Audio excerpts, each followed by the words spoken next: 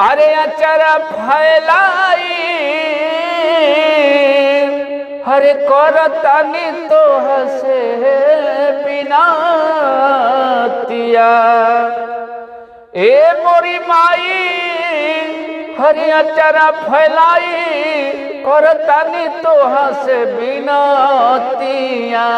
हरे छठ माई दे द गोदी में बलकबा सुनबा अचरवा हमार हे माई कब सुनबू हमारो पुकार हे छठी माई दे द गोदी में बालकवा सुना बाटे गोदिया हमार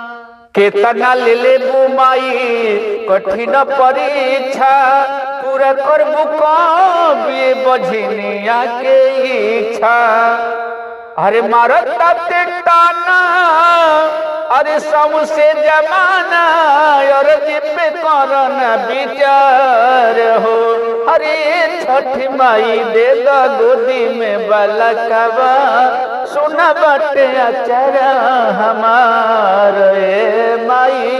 कब सुनबू हमारो पुकार हे छठ माई दे द गोदी में बलकवा सुना बाटे अचरा हमार जल बिच खड़ होके दिहला गया बुझले तुमाई हमरा दिल के दजा दिया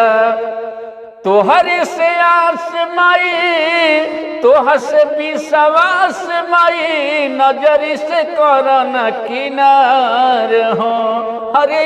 छठ माई दे द गोदी में बलकवा सुना पाया चरवा हमार ए माई कब सुनबू हमारो पुकार हे छठ माई दे द गोदी में बलकवा सुना बाटे गोदिया हमार। जय छठ मैया।